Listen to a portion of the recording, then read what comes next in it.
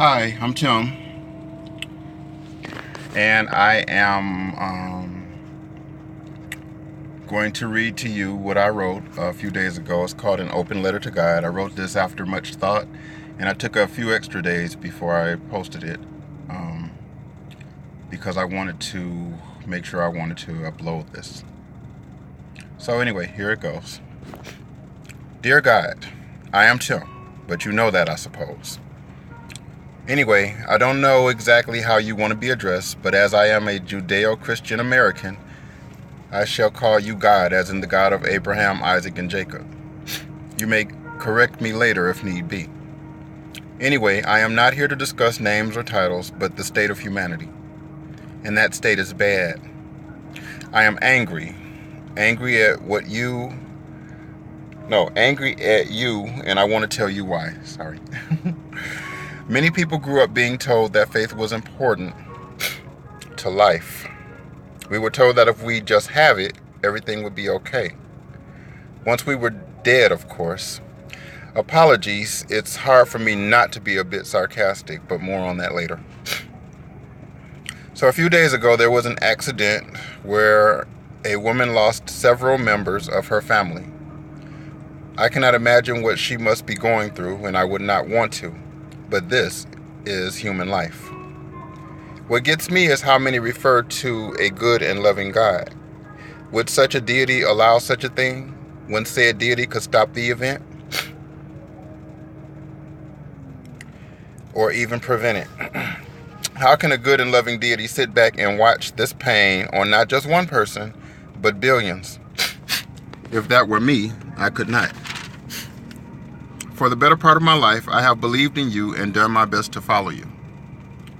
I did this because I did tons of research that showed me you were real. And that you had the best intentions for not just me, but everyone. I happily shared news about you to anyone who would listen. I prayed and seemed to get answers to those prayers. I was in church faithfully several times a week because I was told to do so by other believers.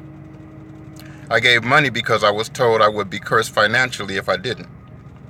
I assisted with nearly every event because I felt in doing so I was becoming more like you. I married a Christian woman and we did those things together, all in your name, and I thought we had your blessing. But then that marriage fell apart, and I was made to feel like a heathen by the church for divorcing. Then things got worse. Another divorce, and more of the same from the church. There was no love of God shown or restoration offered to me. I began to feel lost. And in that time, I began to consider what I was a part of. I recall some very disturbing things.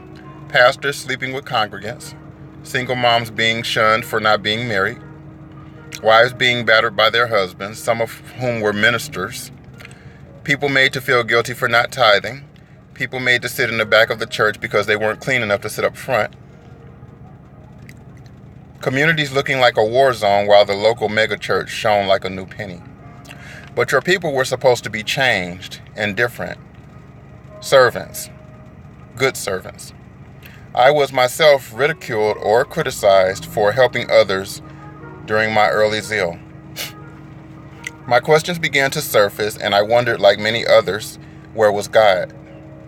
I looked deeper and found there were people in my country living in such despair and poverty that the idea of a loving God who supposedly did not favor one person over another was becoming a myth. Just ask a poor person. No one seemed to care.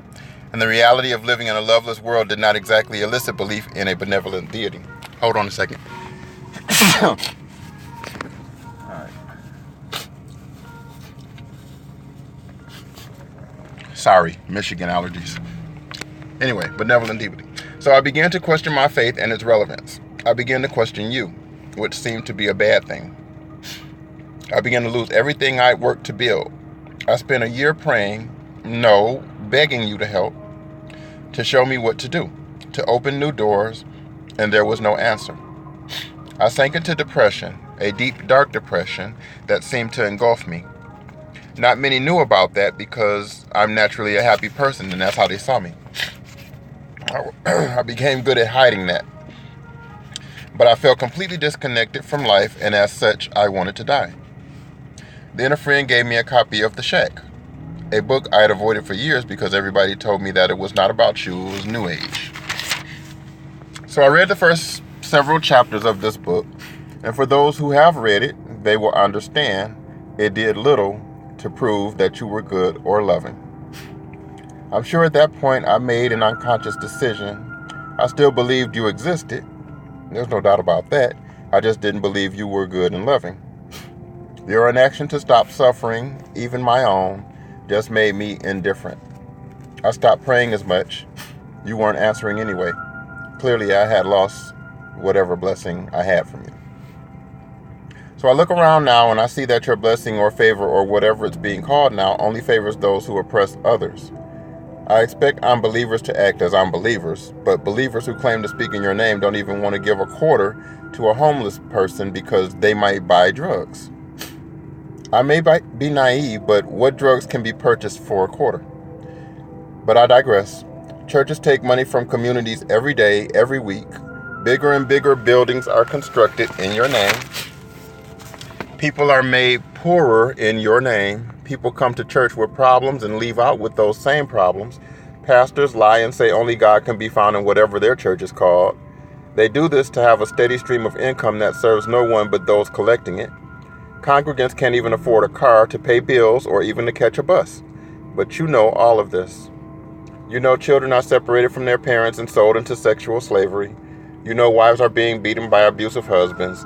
You know governments oppress the poor. You know the man who wants to do the right thing but can't get a break.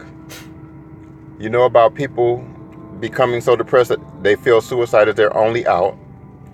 Do the actions of some rich people in particular make you so angry that you just allow innocent little children to experience trauma? Why not punish the rich if you are just and fair? Leave the kids to grow up and lead normal lives. I'm done now. I really do believe you exist, or else the majority of Earth's citizens are certifiably nuts. What I don't believe is how loving you have been described as, unless the definition of love has been changed.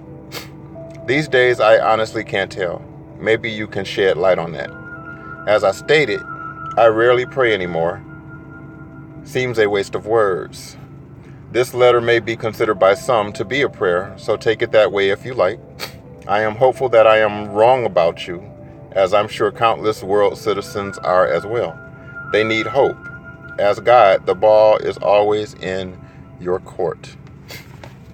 Okay, so that's my open letter to God. I know it's going to cause some people to be all religious and get all bent out of shape on my head, but I think if we reevaluate what it is that we believe in and how we're acting, maybe something good can come out of this. I know for me, I'm settled in the belief that God exists. I'm just searching to find out what that means, because I'm pretty sure that a lot of what I've been told is a lie. And how it's been portrayed, so much so that it's just a bunch of cliches and nobody really has any real answers. Otherwise, they wouldn't continue to spout the cliches of being blessed and highly favored and just hanging there, and God got a great plan for you and it's coming, this is your year. I done heard all that stuff. I don't believe anybody ever gets to that point based on what, a lot of religions are teaching, what a lot of churches are teaching. I don't believe God can be found in a building. I think God is everywhere. I just struggle with who God is now versus whether or not he exists. But anyway, I'm sure we'll have discussions about that. Thank you guys for tuning in, and I will see you later. Bye.